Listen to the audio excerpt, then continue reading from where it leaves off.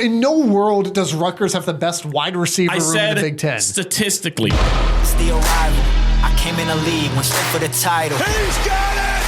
Jeremiah Smith! The Michigan Wolverines shocked the college football world. You know, some people gotta learn how to lose, man. And after all that, it's Ohio State together at the mountaintop. There's nothing quite like the game. Michigan versus Ohio State. This is the Rivalry. Proud to be part of the Varsity Network from Learfield and sponsored by Elevated Integrity Construction. I mean, if you watched college football this weekend and went, yeah, I don't really get it. We can't be friends, and I don't understand. I was on an anniversary trip this weekend, and before we left, I specifically asked my wife, I will do literally anything, any activity. I will go anywhere. We can spend... I'll do the pumpkin patch. Whatever. But starting at 7 o'clock, I need to be in front of a TV. And I don't even like either team. Yeah. That's how deep this runs. Well, this is the Rivalry Podcast. My name is Jace. That's Mr. JP. It's Michigan and Ohio State, a podcast for the greatest rivalry in all of sports. From River Radio Ministries, presented by Elevated Integrity Construction. Now, if you are new here, and we've had a ton of new subscribers on YouTube, a ton of new follows at RivalPod on social media, thanks for doing that. Be sure to follow, subscribe, rate, review, do all those great things wherever you're listening right now. This is a weekly podcast. We talk through the Michigan game, we talk through the Ohio State game, but at the same time, we've kind of got an eye on what this game means for the last Saturday in November, because ultimately that is of utmost importance. Yes, national titles are important. We've been through this the last couple of years, both of our teams winning national titles. The most important thing you can do is win at the end of November. And so everything is done through that filter. Before we get into Michigan and Ohio State from this past weekend, previewing what's coming ahead, there's just some continuation of some of the craziest coaching moves during a season that I can ever remember. I was going to say, this season, not that we called every single one, but after I think the first couple of weeks, we talked about Dabo and their struggles and how there could potentially be some coaching carousels this year. We looked at Alabama, and while we weren't right on those right now, there were a lot of other people that are going to be searching for new gigs, and they're pretty big names. I mean, you got Brian Kelly now, James Franklin, Billy Napier. There were reports that even Sarkisian is potentially looking at a jump to the NFL. Now, he downplayed that and said it wasn't true, but you do. Of course. We'll talk about Texas maybe a little bit later, but I mean, look at what Texas isn't doing this season. And tell me that looks like a team that's focused. Well, and you're looking at a couple of different guys that, well, you can't ever really predict it, but you're looking at a Lane Kiffin, where now there are reports of where he's going to go. And you're looking at guys like Brian Hartline, for Ohio State offensive coordinator, who's always wanted to be a head coach. That he's been very vocal about wanting to take that role. And and on top of that, there's jobs that aren't open yet that are likely to be open, right? Wisconsin and Luke Fickell, Florida State and Mike Norvell, Auburn and Hugh Freeze. The Arkansas job, not as premier as Penn State, LSU, Florida, but the Arkansas job's available. Like, there are major Power 4 jobs that have a lot of money support behind them. And that's where Arkansas comes in, right? My wife's from Northwest Arkansas. That Tyson and Walmart money is there for the Razorbacks. And so, like, that's a position that a lot of coaches might actually enjoy being in, because you've got the resources to go out and compete with NIL stuff. And it's crazy, though. Some of these schools, too, are like elite level schools. I mean, LSU, Penn State, Florida. I would even throw UCLA into that. I feel like that's kind of a program that, obviously having a down year, they've started to kind of turn the tide, and then they ran into an Indiana team that just seems like they're world beaters right now. But let's talk a little bit about Brian Kelly, because this for you was a team that going into the season, you predicted to win the SEC. Yeah. And we looked at their schedule even back then and said, this is just a gauntlet of a schedule. Yeah. And that's proven to be a curse for them. Yeah. Well, it's certainly, the schedule has not done them any favors, but even so, I mean, the offense that I expected to see preseason, and obviously, like, I'm a Michigan guy, like, that's where my boots are entrenched in Ann Arbor. But even looking over at LSU, I thought this is a team that seems like it's got all the pieces together. They've got the veteran quarterback. They've got the defense. Yeah, the schedule's tough, but it's LSU. Gosh dang it. You know, they can, and it just has not been there. So in one sense, it's disappointing in one sense, just from a prediction standpoint, because I felt like LSU was a dark horse team to actually go in and take the SEC by storm this year. In another sense, it's incredibly hilarious because, particularly from Brian Kelly's time at Notre Dame as a Michigan fan, I really enjoy watching him lose. Yeah. And especially the way that he left Notre Dame and so basically was, I'm going to go chase a championship at LSU and fake a Southern accent to get it done. The best part. And dance on TikTok like a weirdo. The fact that he did all those things and Notre Dame has been closer to winning a national title than he has, and now he's out of a job. And Freeman's a better coach. Amazing. Here's my hope. And I saw somebody float this out there, and they were more just talking. They weren't predicting it. But I saw the boys over at Maize and Brew talking about how Michigan State could fire Jonathan Smith and hire Brian Kelly. And I welcome that. Honestly, because I love having a coach to hate. Hated Mark D'Antonio. Hated Mel Tucker. I can't hate Jonathan Smith because he seems like a good dude, but he's not a very good coach. I would love to hate Brian Kelly again. Well, and that's a program that you didn't even mention at the beginning that honestly you could see that coaching change. Yeah, but we're talking about premier real football teams. So valid. Yeah, this Brian Kelly situation has been crazy to me because they beat Clemson and we kind of were like, oh, okay. I thought everybody in the nation, I feel like, kind of thought Clemson would be a legit, real deal team this year. And obviously that's been proven false as well. And that's been the case all season with handfuls of teams. Look at Texas, look at Penn State, any of those schools. Even at times, Alabama was being questioned by us, by other people in the media. And this LSU team, after they beat Clemson in a gritty win, we all kind of looked at them and you were right on the money at the time of going, this is a team that's talented. They've got an elite level quarterback. They've got a really good defense. I believe in them. Well, I said that they would go in and beat Clemson. They would go and they'd beat Clemson. They'd win the SEC. And after they beat Clemson, they've lost every other ranked game they've played. It's not been good. And the downfall has just been crazy. I know some of that, there's been some injuries they've had to deal with. Yeah, but so is everybody, right? For sure. And these are some of their key players. I mean, Whit Weeks being out in some of their big games was obviously something they were missing. But yeah, I think just the coaching carousel this season is probably the craziest it's ever been. And I'm curious because these guys are still really good coaches. They're not what they used to be. They're not people that I feel I have faith can win you a natty. But for a smaller program, for a program that's just looking to bring some juice back into their program, these are big name hires that can do that. So I want to pivot slightly because there's one name being thrown around, and Brian Kelly's been a name tossed in this group as well, of Penn State hires. Obviously, Penn State getting rid of James Franklin. They lost a big game to Oregon. Then they go on and I haven't won a game since. Yeah, I mean, they've just looked terrible. Northwestern, Iowa, which they actually looked okay against Iowa, but yeah. Anyway, so you go in there and now they're on a 4-game losing streak. Aller is out for the season, so you've got Ethan Grunkmeyer, and we're going to talk more about this team later on with Ohio State. But you look at a program like this, a Penn State team that's got a really great fan base. They're a part of a really great conference. They can recruit really well. Pennsylvania is a great football state. And there's a lot of names being tossed around, and Brian Kelly's one of them as somebody that could go to Happy Valley. And I kind of laugh at it because right now, and maybe you'll disagree with this, maybe not. To me, it feels like a lateral move. Brian Kelly feels like the exact same coach you had with James Franklin. Well, and I don't know that Brian Kelly. I mean, is Brian Kelly really the type of person this has been some of the national media talk too, but is he the right culture fit for Penn State? Sure doesn't seem like it. No. And I mean, look at this season as an example. The narrative with James Franklin all this time was, well, he can't win the big game. And this season, sure, James Franklin went out and beat Clemson, but he's lost every other ranked game this year. Yeah. And they've still got more to go. James Franklin with a fake Southern accent. That's Brian honestly Kelly. Might even still be him. Although here's what I'll say. And you mentioned, I believe you mentioned this, but with the Penn State opening, you actually alerted me to this last night before we recorded today, that Brian Hartline is actually a name that you've seen come up for the Penn State job, offensive coordinator at Ohio State.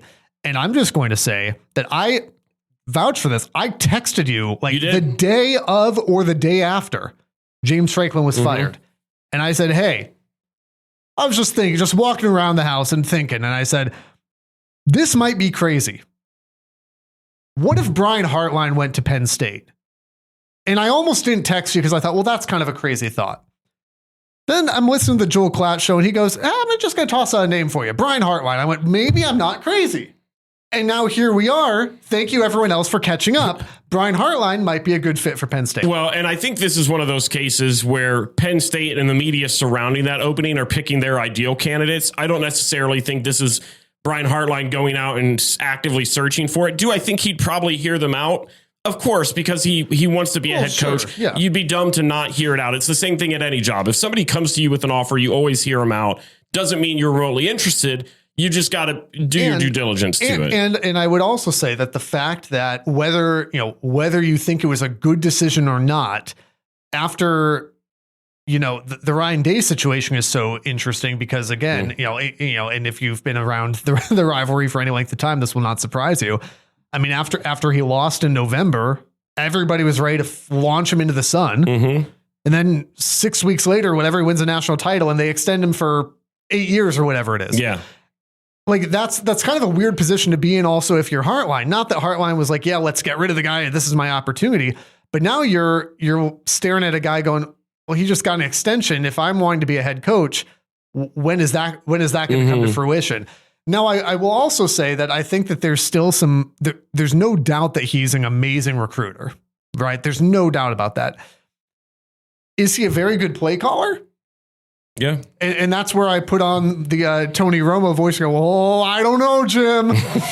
Because I think that remains pretty good Tony Romo impression. It's not hard. It's not hard. It's kind of like everyone can do a Schwarzenegger. That's true. Yeah. That's true. Yeah, I think the Brian Hartline stuff is interesting to me for a lot of what you said. I've seen points from both sides of things, from the Ohio State side, from people that obviously want Ohio State to burn to the ground. I've heard from that side. Their whole thing is look at what a couple of other first year guys that were assistant coaches stepped into bigger programs. Dan Lanning being one of them.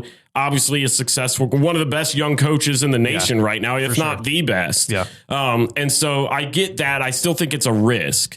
If I'm taking the scarlet glasses off, I still think it's a risk as an outside hire. But then I've seen it on the other side from Ohio State. And I don't know if this is a good case or not.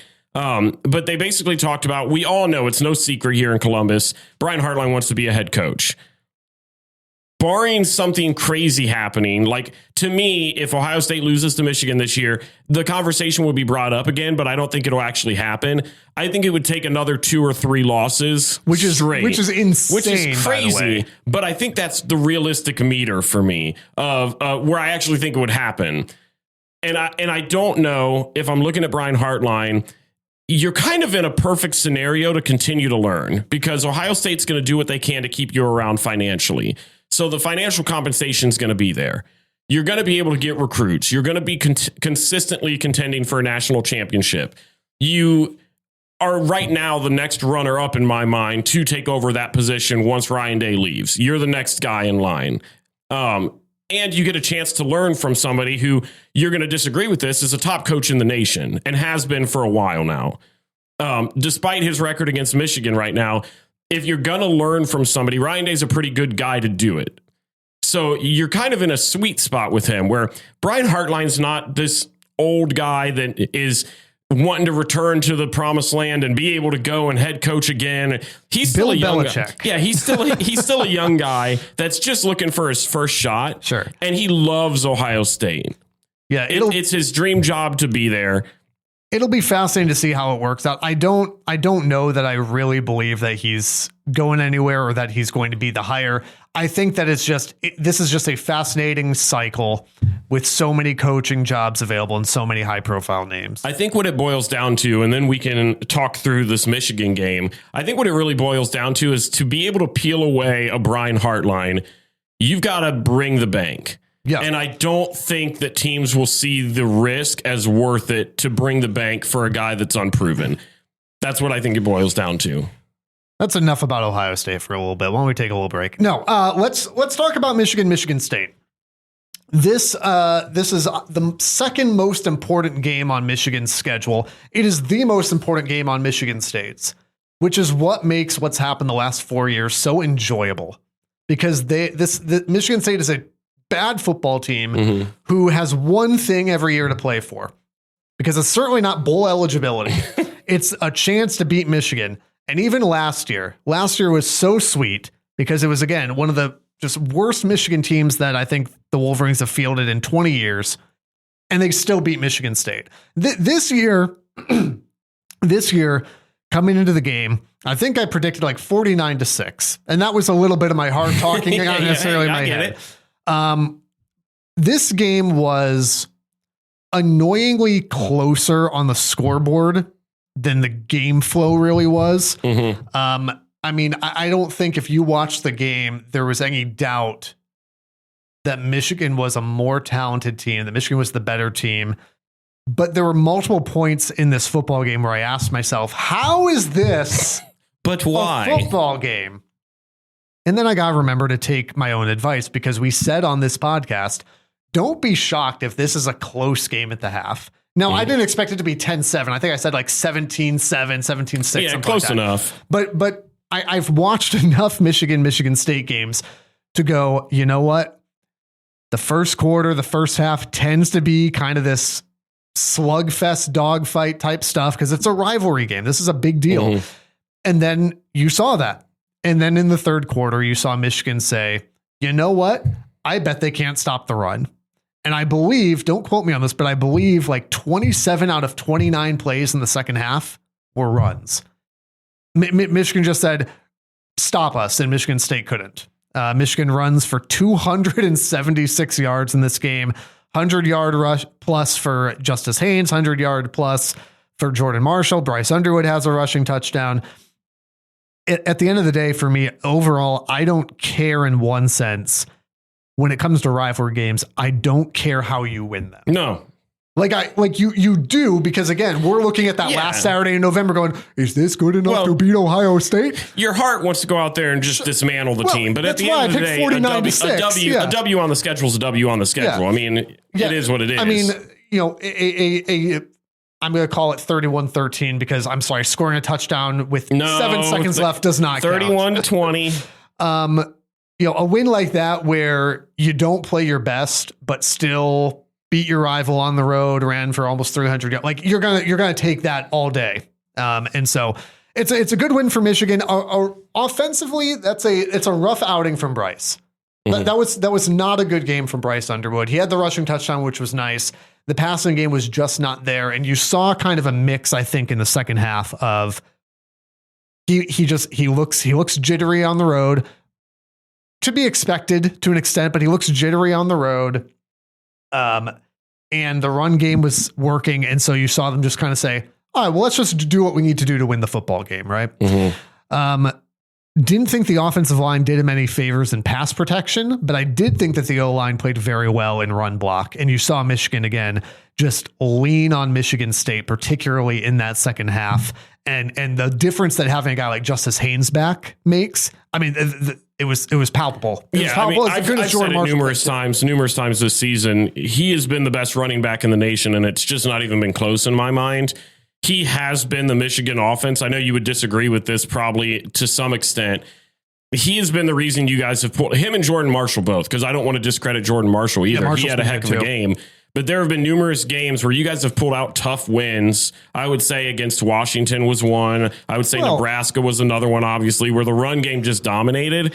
I would agree with you on Nebraska. Washington, Bryce passed for like 250 plus. No, 20, he played well, but I'm saying Washington, he was fantastic. I'm not saying Bryce wasn't good. I'm saying that has been the key thing for your offense this year has been the run game. It is for sure the identity. And so I'm looking at this game, and this was the game that my wife and I were gone for the weekend. We were up near Dayton, and I said, I don't need to watch any football at all Saturday if I can just simply watch Michigan State, because there's one thing I love more than Ohio State. It's hate watching the teams that I hate. Absolutely. And that was two of them. Yeah. And so I wanted both of them to lose if it was at all possible. And I sat down to watch this game, and there's one key difference that I thought was the biggest difference maker in the entire thing, and it was the emotional maturity. I thought it was clear as day who was there to just play football and who was there to just punch some people. and I think that was obvious. Yeah. I thought the game was decided mentally before they even took a snap, really. Yeah. Because you look at this, and I wrote down some key specific things because obviously the stat line for Michigan was great. Justice Haynes, 26 carries, $152, 2 touchdowns. Jordan Marshall, 110, 1 touchdown. Michigan State had 12 penalties for 105 yards. Some of those were on plays where the person that was penalized wasn't even close to where the action was. They were just being boneheads. They were out of the camera shot. Nick Marsh was one of them, close to the end zone, where he did some knucklehead thing that ended up taking him back. Just, it felt like Michigan State was consistently trying to get in their own way. And you mentioned this a little bit in some way of saying this game felt closer than it really was. And this isn't to discredit Michigan's defense, because I think Michigan's defense just put up a wall. But Michigan State had plenty of chances. Absolutely had plenty of chances. They had some opportunities where they could have done stuff. But yeah, I would say, I don't even know if I'd say that they had plenty of chances. But what I would agree with is, yes, Michigan put up a defensive wall. And if you're Michigan State and you're going to pull off an upset, the number one thing you cannot do is take 100+ yards in penalties. I think they took 3 personal fouls or unsportsmanlike conduct penalties. It felt like in the first half. You're not going to win football games doing that. It genuinely felt like in the first half, every single positive play that they would finally get, because Childs struggled horribly this game for a majority until the second half. He kind of started to get it going a little bit for a brief moment. A drive or two. Yeah, and that was it. But I wrote down some key things that happened throughout this game. The very first drive of the game, Michigan State had a turnover that allowed Michigan to start at their 34-yard line, resulted in a Michigan field goal. Easy scoring. The same thing you saw against Washington last week. Short yardage. They didn't have to go far. And they're fortunate, too, because Jair Hill, for the second week in a row, had an interception in his hands and would have run it back for 6. Then you go, and the first Michigan drive out of the half, MSU forces a fumble on Underwood that gets called for offside. I think you and I would both agree, if we're being rational, was a horribly missed call, because they ended up reversing it, saying that he was offsides. Here's what I would say on that. Do I think he was offsides? I don't. I think he timed it perfectly. What I would say, though, is that everybody that I've talked to watching real time looked offsides. I get the logistics of it. And so I wouldn't even say that it's an egregious missed call. It's an important call. It's an impactful call. But if in real time, because obviously, and if you're, maybe not as familiar with college, like, you can't review that. That's not a reviewable thing. If I'm watching real time, I throw the flag too, because I think it's offsides. You can't then go back and go, well, I don't know if let's go to the so it makes total sense why he called him offsides, because I thought he was too. Replay shows that, in my opinion, he wasn't. No, and I think that's a tough break. I get the technicality of not being able to review it, but I do think that was a huge momentum shift. Absolutely at the time it was 17. It was 10-7 actually, right? Wasn't it 10-7? Yeah. Michigan State would have had the ball near midfield. Now they would have had to do something with it, which they also hadn't done. Then you look later on, Michigan State forces another fumble down 24-13, starting at their own 46-yard line. They fail to convert on a 4th and 1 at Michigan's 29-yard line. They had back-to-back drives, that being one of them, where they went down deep into Michigan territory, and Michigan just straight up said absolutely not. Yeah. A big part of that was Jimmy Rolder. That dude had 4 or 5 plays, I feel like, some of them on those 4th down plays, just crucial. He had the one in the end zone where he deflected the pass. Well, the second, on the 2-point conversion, I believe. And the second 4th and 1, where, again, I do not understand the Sharon Moore timeout experience extravaganza TM, but I don't know why you don't call timeout there, because Michigan's not even lined up. And God bless Jimmy Rolder for somehow finding the gap and getting to the guy anyway. 100%. I mean, it was a fantastic game from Rolder. Yeah, and I think Michigan defensively, I mean, I'm going to have very, very few complaints from Michigan on the defense. There were 2 drives. There were 2 drives where I went, and one of them being the one that made it 10-7, where Mekhi Frazier breaks off a big run. And at the risk of being like, well, it was just a couple of plays or we're not going to do that. But I do think that there's a genuine accuracy to going, that was 2nd and 13. That run is what made this game kind of sweat it out for the rest of, the half at least. And then you get to the 3rd quarter and Michigan kind of starts salting this thing away, and Michigan State makes it a little close. And again, someone once said it's like playing basketball with your little brother. Yeah, just come back and take it back. Yeah, Michigan held Michigan State to 9 of 13 drives for the Spartans, 5 plays or less. Pretty good. It's pretty good. Michigan blitzed on just 11% of plays. Much improved from the USC game plan. You saw it against Washington. I said last week, you roll out the exact same game plan. They did. It worked against Michigan State. There's no reason to deviate from the plan until perhaps you get to late November, and then all bets are off. Everything's on the table. Yeah. Let's talk about Purdue just for a moment. A very brief moment, because this is a team that I just watched crap the bed against Rutgers. Did you see the end of that? I did see the end of that. It made me just so joyous. If you don't know, I'm also a Rutgers fan. I've been a Rutgers fan. Don't ask questions about it. Just accept it. Since they were in the Big East, before they even joined the Big Ten, and watching them in a game that I thought, honestly, Rutgers deserved to win anyways. So God was a Scarlet Knight that day. Please don't put that on the Lord. The Lord just hold on. What's that guy? He said no. He said he was a Scarlet Knight fan. My gosh. Let me just mark him off. Here's my request for Michigan Purdue. Can we stop putting games at night that have no business being? Yeah, why is this a night game? The number of primetime night games I've seen for Michigan that have no business over the last handful of years. New Mexico, Michigan State every year, Purdue in Bowling Green, Middle Tennessee State, Fresno, Purdue again. Like, I don't need this. Kick this game off at noon. Let it be over so we can enjoy the rest of our Saturday. This game off on a Friday, for that matter. I don't need this. Purdue has not beaten a Power 4 team this year. They're on a 6-game losing streak. They beat Ball State 31-0, opened the season young, full of hope. Then they beat something called Southern Illinois, and that's it. Now, I'll give them this. They scored 17 on USC, which is more than Michigan scored. But also got shut out 19-0 by Northwestern. So not great. So let's talk about the Purdue offense. Here's the highlight of the Purdue offense for me. It's Devin Mockabee. Yeah, that's still there. Like that dude will be on an NFL roster next year. 100%. He's a fantastic runner. Love watching him run. The Boilermakers, they actually don't have a terrible offense.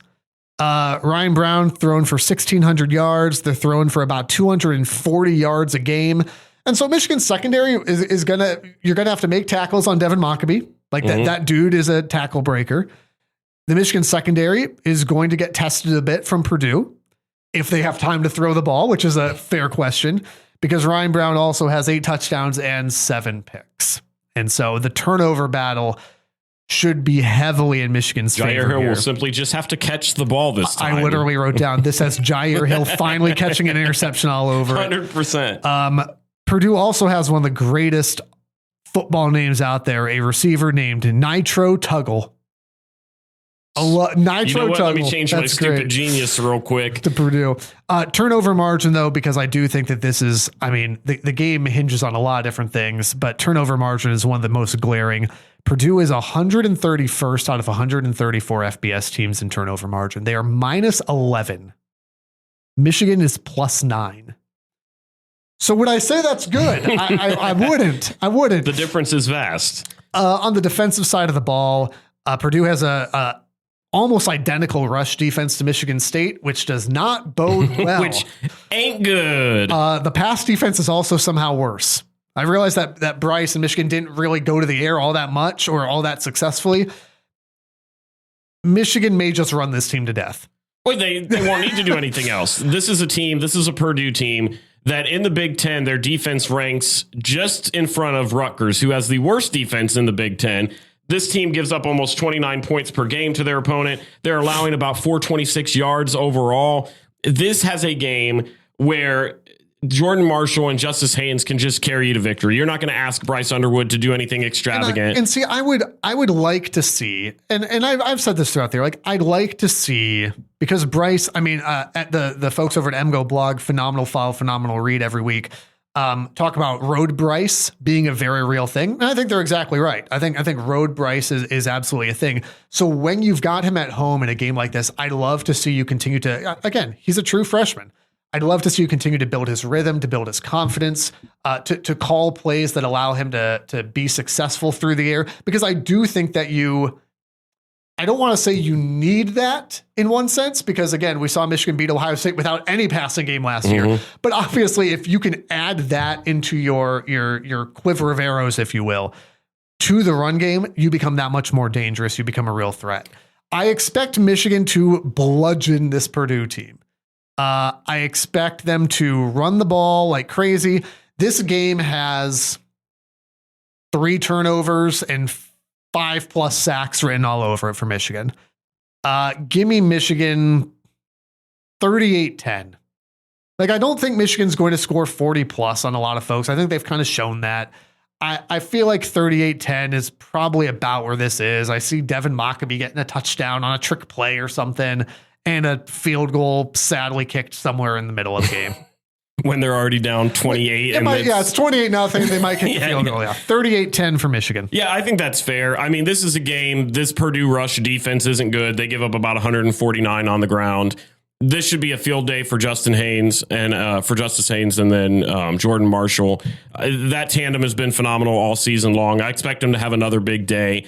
It wouldn't surprise me, though, if this was a game that you finally saw Bryce Underwood kind of have another good day throwing, where because you can make those chances, right? Absolutely. Like, you can afford to let him loose a little bit because you're not going to have to be conservative with it. So it wouldn't surprise me to see him get a couple of touchdowns as well. I actually have more faith in Michigan that they're going to score 40. I got it 42-7. I think Purdue goes out, Mockabee gets a touchdown, maybe Brown throws one.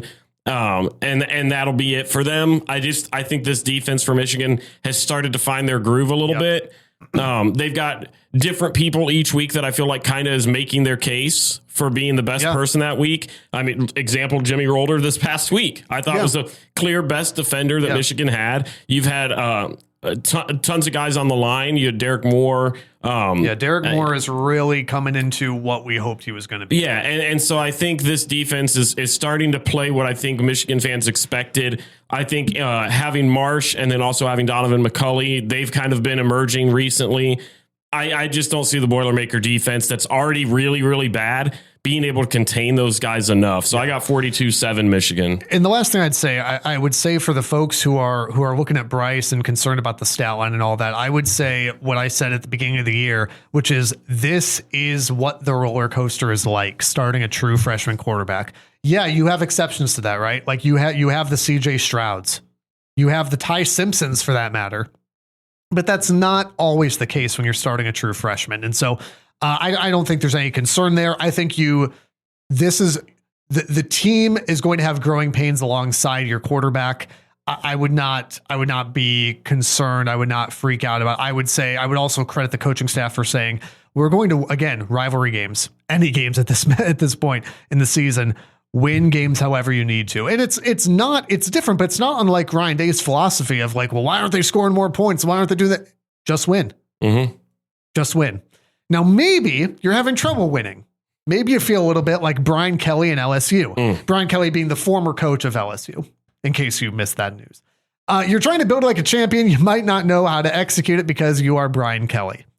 Aaron and the team at Elevated Integrity Construction have a winning pedigree and a team of All-Americans. They're a juggernaut of the industry. They've built a dynasty of championship builders. So if you have a home, church, or business build, go with the folks with integrity in their name. ElevatedIntegrity.com. I'm sorry for comparing anyone to Brian Kelly. A rightful apology. The Rivalry podcast, also a proud member of the Varsity Network, powered by Learfield again this season. The Varsity Network, the must-have app if you call yourself a college football fan. Live broadcasts, on-demand podcasts, just like this one, and free to download. Find the Varsity Network in the App Store. Be sure to search for the Rivalry podcast. And by the way, if you're not watching on YouTube right now at RivalPod or following on social media, you should do that. And if you're on YouTube right now, JP, wearing a nice little homage Ohio State Buckeyes hoodie today, because the Rivalry podcast is proud partners with our friends at Homage. Since 2007, Homage has been helping fans pay homage to the people, places, teams, and moments that matter most to them. Quality craftsmanship, elite storytelling, and trademarked legendary comfort. And as always, in the show notes, the description below, there's a link to the Homage website. Get yourself some Ohio State gear. They've got a bunch of Detroit stuff as well. Super soft t-shirts, hoodies, crew necks, whatever. And when you shop there, you not only get something cool for yourself, you will support the podcast as well. And by the way, you can get your own Rival Pod merch as well, wearing that pocket tee. I keep calling it a pocket. We had a pocket tee last year. Pocket tee. Keep thinking it is. But it's got the nice Rivalry Podcast script logo on it. We've got custom Michigan and Ohio State illustrations on the back. You can get your own at rivalpod.com. Just click on support. It feels so good to finally have Ohio State football back. I'm tired of these bye weeks. Yeah, I don't love that there's two of them. Yeah, one is more than enough. I agree. But it felt weird not being able to watch the Buckeyes play this past Saturday. Well, I'm so glad. You get a new one. You get another one this week. Yeah, and this is one that we had circled at the beginning as this is going to be the real test of how good this Ohio State team is going to be. I mean, Texas was obviously the first one up. And now look at how Penn State has fallen. But I think, and this is just who I am, and I know you'll get this. This game makes me nervous. Well, yeah. I mean, it should. There are some games that I'm not, like Rutgers at the end of the year. I'm not concerned with that. Honestly, maybe even UCLA. I'm not really concerned. That's good because UCLA is terrible. But I'm looking at this game, and you might think I'm crazy for thinking that because obviously without James Franklin now, which might actually be a better thing, and then Drew Aller going out, which also maybe might be a better thing. And you're looking at this team, and you're going, well, they've lost 4 in a row. They don't have their starting quarterback. They don't have a real head coach now. How are they're 20 and a half point underdogs? It's not good. It's large. But this is a team that hates Ohio State.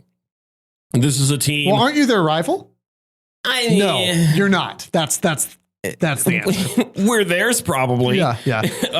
This is a game where and it's true with every team, but I think more so this team where you're getting their best shot. Mm-hmm. And every team does that against Ohio State, right? It's a no-brainer. But this feels different. This is a Penn State team that I think has a little bit of extra motivation because they're ticked off at how their season's going. Yeah. This defense is supposedly still a good defense. We'll talk about that a little bit more in depth. But Katron Allen, Nick Singleton are 2 really good running backs. Well, Katron Allen is. Nick Singleton, maybe he is a guy on the team at this point, I guess. But I agree. Katron Allen is now the feature. Like he is the feature back, and he's dangerous. And so I think that this is a game, and I don't want to call it a trap game, but it feels like a game that for the first time all season might make you just feel a little bit more uncomfortable when you're watching it. I feel like every single year, this is for any team. You have that 1 or 2 games in the season where you should just, I would look at Nebraska last year, for example. You're clearly the better team. You shouldn't struggle with this team at all. And for whatever reason, they just kind of hang around. That feels like what this game might be. I started to kind of look through some of the different things that I thought would be key factors here. Obviously, you've got Ethan Grunkmeyer. He's going to be starting for the Nittany Lions. It's his second career start. First start didn't go well, I would say. He failed to throw for over 100 yards. His stat, 15 of 28, 93 yards, 2 interceptions against Iowa in a loss by 1 point. And yet they still almost won that game. And 2 of their last 4 losses, they've lost by 1 point, or I think, was it Northwestern they lost by 1? So, I mean, listen, there's a way you could spin this, right? Like you could spin this as, well, they lost to Oregon in overtime, and they lost by 1 possession to UCLA, and they lost by 1 possession to Northwestern, and they lost by 1 possession to Iowa. I mean, this is almost an undefeated team. Like you could do that, but you shouldn't. You shouldn't. But I'm looking at this team, and I'm going, they still have Katron Allen, who's a dynamic player. But then I also saw that he had 158 against Iowa, and it just didn't matter. So, and I think when you look at this offense, you go, okay, the things that keep it going are Nick Singleton and Katron Allen. And you're going, the good news if you're a Buckeye fan is only one of them can really hurt you right now on the field. It's not like they've got a receiver and a running back. Only one of them can carry the ball. I don't trust that Grunkmeyer is going to be able to really get the ball out and do anything through the air. So as long as the Buckeyes can zone in on the run game, it should be relatively simple. You would assume, and I intend for this to cause some PTSD, you would assume it's the Michigan game plan from 2024. Mm-hmm. tell me if this is a bridge too far here, but I mean, here's Davis Warren coming in. Obviously, Michigan's quarterback problems last year, well noted. And so again, as an aside for anyone who's kind of like, Bryce Underwood didn't have a good game. Do you remember where we were this point last year? Settle down. But, so here's a quarterback that struggled to throw the ball well. Fantastic running back coming into the game that a lot of the game's going to rest on his shoulders. And a defense that, despite the rest of the struggles for the team, still has some dudes. Well, and this is the thing. As 20.5-point favorites at home. Like this has the exact same path that I said last year Michigan had, covered in razor wire and poison ivy, but there was a path. And Michigan took that path last year. Penn State has that same poison ivy, barbed wire, razor wire path. And I just don't think Penn State's got enough of the guys to be able to accomplish that. I think Michigan had some guys. They had some dudes last year. Mason Graham that I thought severely helped them. I'm looking at this Penn State team, and as good as the running back game is going, and not to nitpick this Ohio State defense because they've just been phenomenal. They're first in like every statistical category. They're first in yards per game, third in passing yards per game, first in scoring. But the weakest part of that defense, while still being a top 10 defense, is their rush defense. They give up about 86 yards per game. So still a really good elite level run defense. Good. But if you're going to be nitpicky and go, where's something that if you're Penn State's offense can you exploit? I'm looking at the run game and I'm going, well, that's clearly the one they struggle with the most. We've got a really good guy named Katron Allen. Maybe he can help and have an explosive day. Well, and for Ohio State, kind of the flip side of that is on the offensive side of the ball, Ohio State's weakness has been their run game. Is Ohio State cannot seem to run the football. And so when you've got a Penn State defensive line that I still think is decent, at least, I think, deny Dennis Sutton on defense for Penn State as well. I mean, he's still a guy. He's a dude. He's going to be in the NFL. I mean, this is where, again, just the parallels to the Michigan game last year, I don't think escape me. And I don't think that it escapes Ohio State either. And that's why I just have a hard time believing. I'll give you my prediction, then I'll let you give yours here. I have a hard time believing that Ohio State will make that same mistake twice in a game that would have to play out exactly the same. I don't believe it. I think Ohio State probably stays. I'm not saying that they try and assert themselves running the ball. I'm actually saying that they don't necessarily do that, but I do think that they stay pretty conservative because the way you lose this game is the same way you lose the Michigan game in 24. You run into a wall ad nauseum, you can't stop the run, and you turn the ball over. I expect a conservative game plan from Day to make sure that those turnovers don't happen. I expect them to just play their game, not worry about style points. I think Ohio State wins this one pretty handily. I think this one is boring as heck. 27-6. I think that this one, and we've not even touched on a lot of points. I want to make sure we touch on these. Please do. Because there's some storylines in this game, and we touched on one earlier that I think might impact this, because typically I would agree with you, and my prediction actually will agree with you. But the more that I think about it, I might pivot a little bit, because one of the biggest factors that we haven't talked about at all is Jim Knowles, former Ohio State defensive coordinator, his first return to the shoe. I remember him fondly. A little bit of animosity, to be honest, from the Ohio State fan base, where people are wanting Ryan Day to go out there and hang 100 on him. Well, we know how well that's gone. They're wanting him to go out there and run up the score. Yeah. I'm looking at this, and I'm looking at Penn State's defense, and as much as Ohio State's offense has struggled to run the ball, that's Penn State's weakest part of their defense. They're giving up about 159 yards on the ground to their opponents. This is a game where you can get those guys like Bo Jackson. Maybe you get a little bit more touches for an Isaiah West to go out there and to continue to get their confidence up against the rush defense that hasn't been able to control a lot. An interesting point of this game, there's two other things I wanted to talk through real quick, then I'll give my prediction.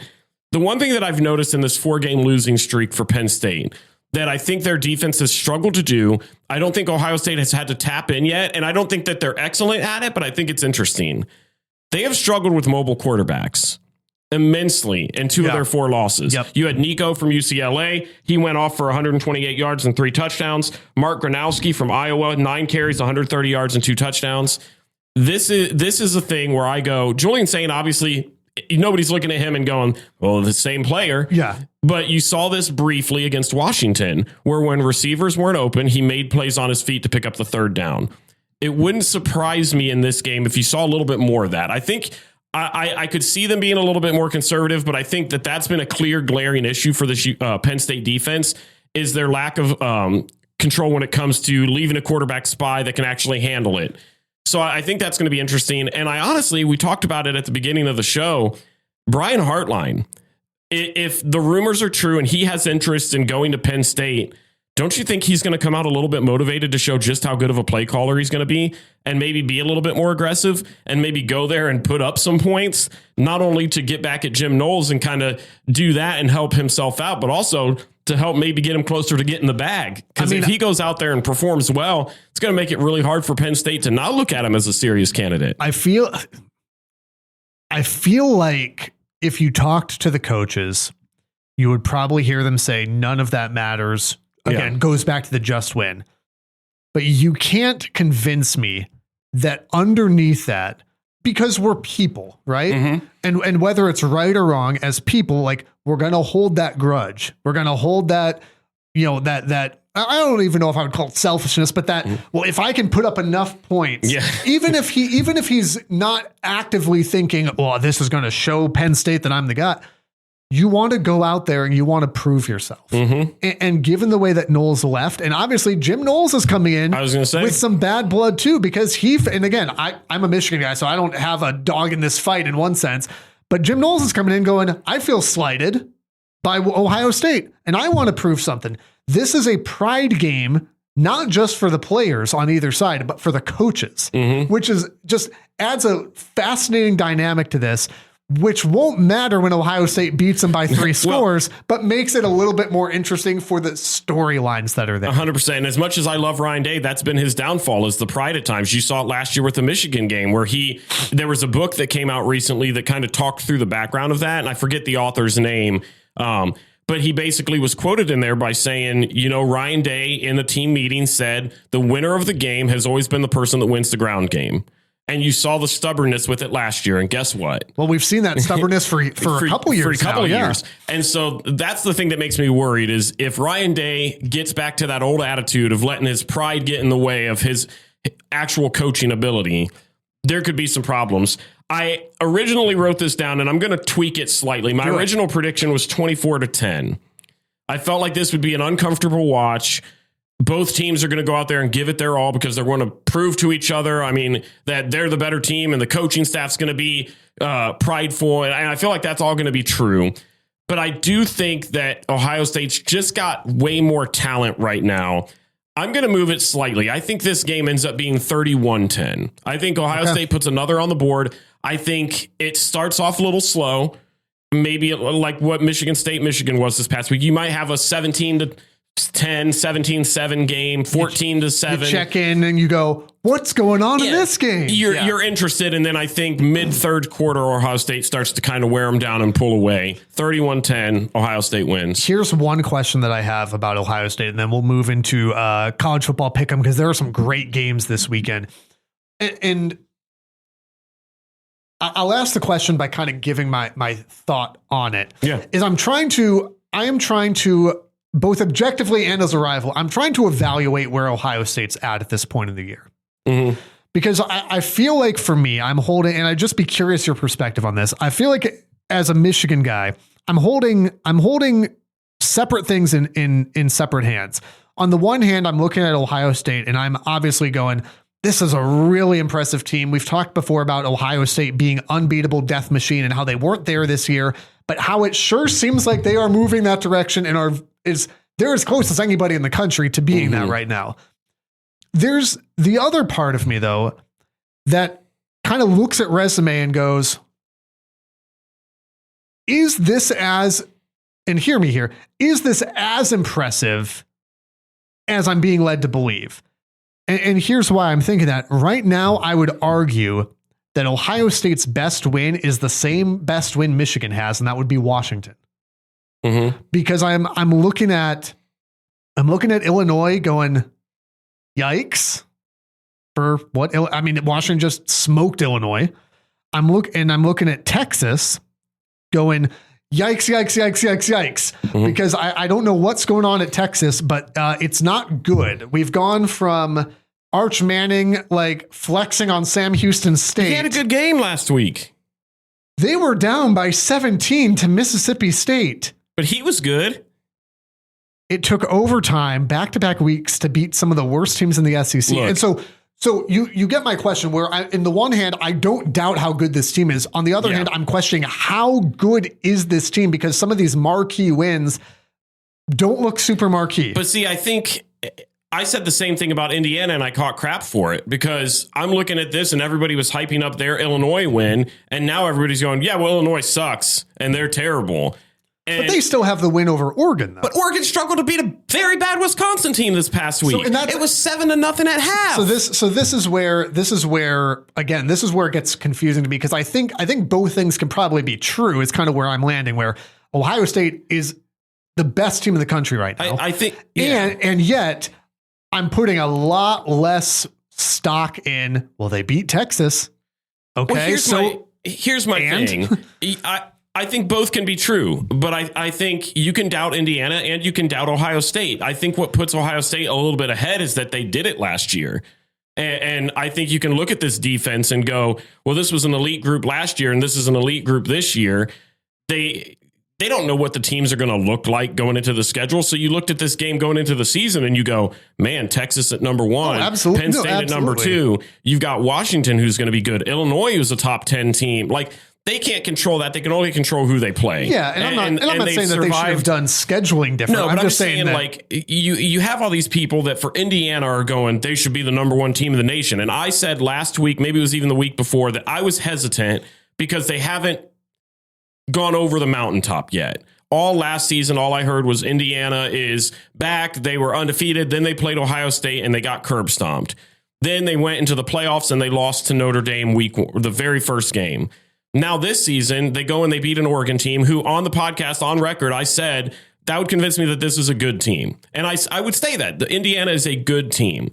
But I also said in that same episode, well, but Illinois isn't. And that was their biggest win up till then. And I'm curious how good Oregon is because their biggest win was Penn State, who now we just got done talking about as being a bad team and is 20.5-point underdogs to Ohio State. And this is probably where the transitive win property is just, I think you can do that all day. To me, I don't think it's unfair to get back to your original question. I don't think it's unfair to question parts of this Ohio State team.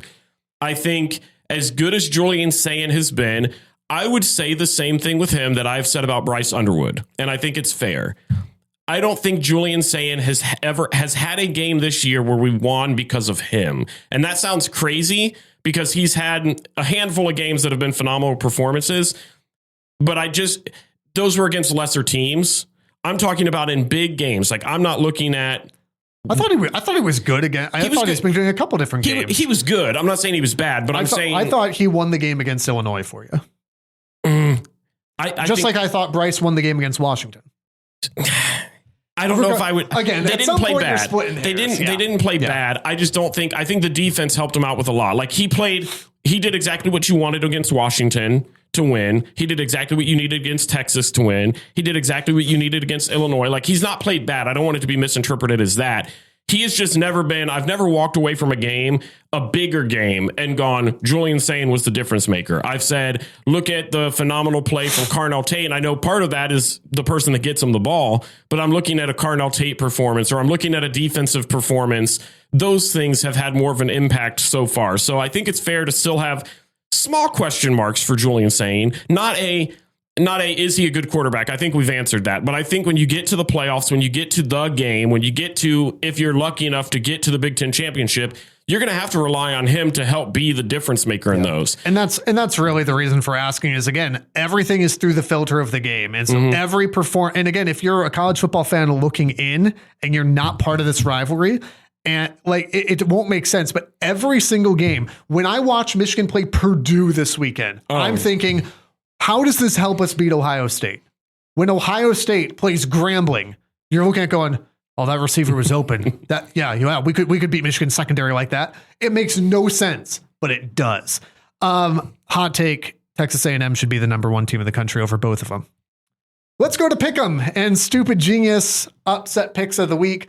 As a reminder, just before we go into the Pick'em, Stupid Genius is, I believe, 23.5 to 6.5. Yep. Works pretty simple. It must be a 5.5 point underdog at time of recording. If you get your upset pick correct, you get whatever the spread was at time of recording. So you are up 23.5 to 6.5. I got the very first one. Neither of our teams hit this weekend. You picked Minnesota to beat Iowa. That was surely terrible. did not happen. And I had App State over Old Dominion, and no, did not. I'm sure this will be better. We're pretty great at it. All right, let's start. Let's do some Pick'em, knowing that Stupid Genius could come up at any point. Number 9, Vanderbilt. At number 20, Texas. Speaking of Texas and their struggles to beat literally anyone that's not Sam Houston State. I'm going to go Vanderbilt. I know it obviously looks better if Texas wins. I would love for Texas to win so that it helps Ohio State's case. But Diego Pavia is just too hard to not root for, man. The guy is so fun. I loved every bit of his press conference where he got up there and confidently said that he should be in the Heisman. He shouldn't, but I love that he thinks he should. I want to live in a world where Vanderbilt is in the SEC championship. Could you? Oh, man. I want to live in a world where Vanderbilt's in the SEC championship. Give me Vanderbilt in this one as well. I think Texas is a mess. How they're ranked 20th is beyond me. How you can have back-to-back overtime games against Mississippi State and Kentucky and be ranked in the top 20. If anyone says, well, there's no SEC bias in the AP poll. Yes, there is. Did you see, this is a very small tangent, but I forget what the ESPN reporter's name where they ranked their playoffs and they didn't even include Ohio State in it. How at this point in the season are you a no notes national media member and you're excluding Ohio State from the playoffs? We could do this. Listen. We're not national media, but like we could do this. By the way, so that I don't forget, as an aside, as media members, we have to apply for different credentials for different schools. So we're credentialed with Ohio State, we're credentialed with Michigan. But when you go to an away game, you have to apply for that particular game with that institution. Yeah. We applied for Michigan at Michigan State in 2023. Michigan State said no. Michigan State has been outscored something like 104 to 30 since that denial. That's it. Number 18, Oklahoma at number 14, Tennessee. This is a de facto playoff elimination game. For sure. Oklahoma at Tennessee. Who you got? I was 50-50 on this. But this should be a tight game. Yeah, I don't expect this to be lopsided at all. I think I'm going to lean more Oklahoma than Tennessee. And I don't really know why, if I'm being honest, because I've flip-flopped so much.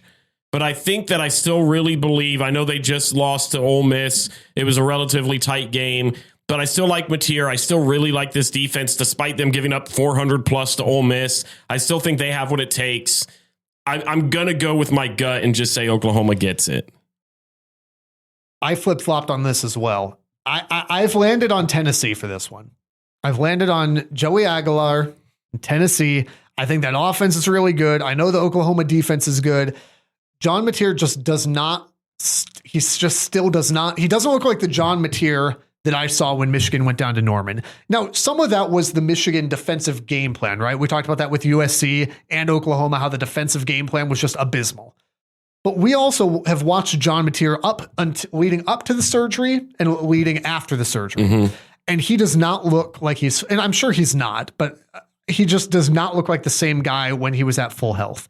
So I'll take Tennessee at home in this one. Elimination game. It should be a fantastic football game. I'll take the Vols.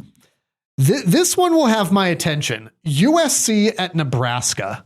USC now ranked 23rd in the country, going to Nebraska. And obviously interest from the Big Ten standpoint, interest from a playoff standpoint. This is a playoff elimination game as well, right? Like Nebraska, I guess maybe could still in it. Maybe. I don't know. Probably not, but I mean, certainly for USC, USC cannot lose this football game.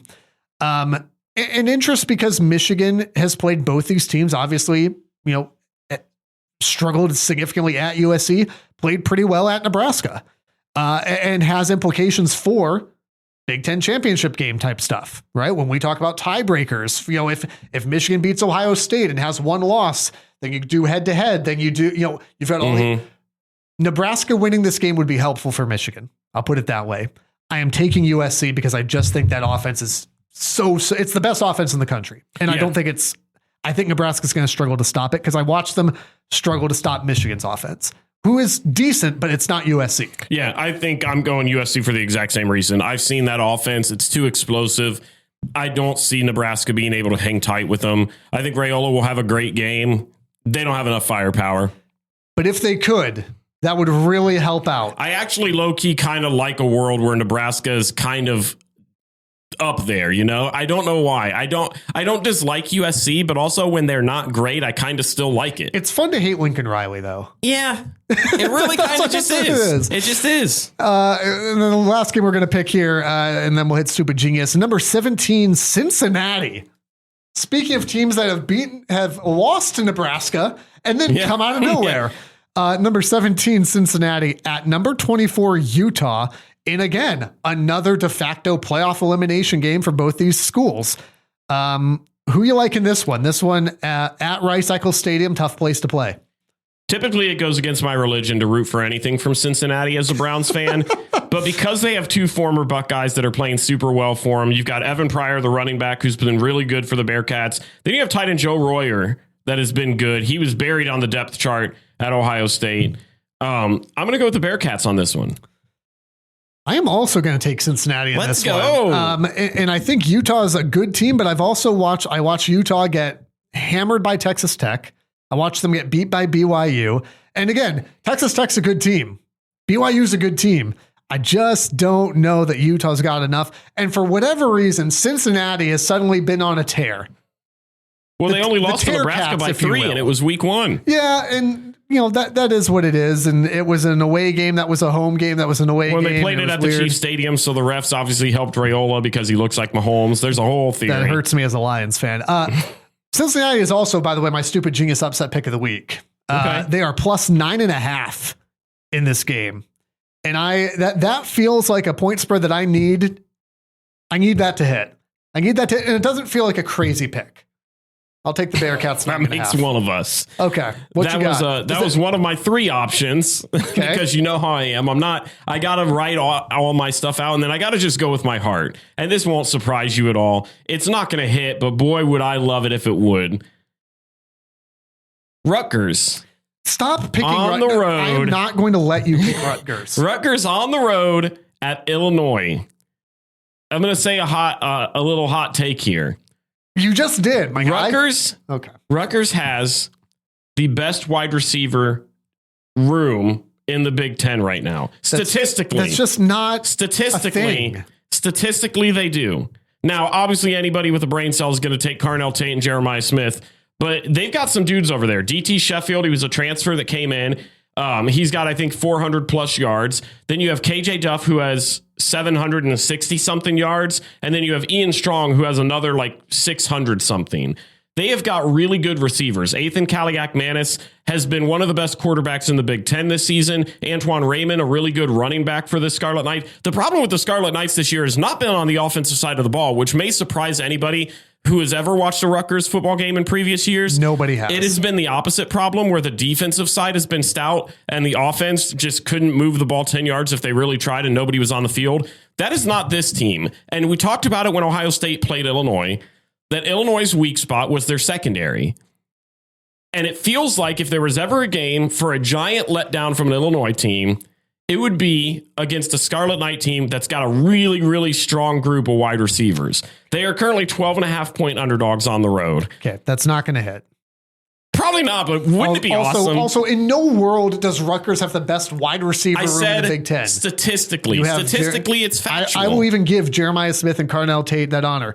EJ Williams and Elijah Surratt in Indiana. I'm saying statistically, they have more yardage than any of those other duos. Statistically, you're a fool. Stats are stats. Anyway, please follow this podcast. Despite all that, please ignore that last 3 minutes. Stats are stats. We need a Google shirt. Me. I win. We need a shirt that just says stats are stats. Stats are stats. Can that be a new slogan? I feel like it might be. Yes. Please follow us on social media despite whatever that was about Rutgers at RivalPod. Support the podcast, rivalpod.com. Get yourself some RivalPod merch and be sure to listen, share, subscribe, rate, review. I don't know. Are there any other things people should do? Stats or stats? The Rivalry Podcast is part of the Varsity Network from Learfield and the River Podcast Network from River Radio Ministries. New episodes out every Monday. Be sure to subscribe, rate, and review wherever you're listening right now, and follow on social media at RivalPod and rivalpod.com. And if you like what you hear, share with a friend so they can listen too.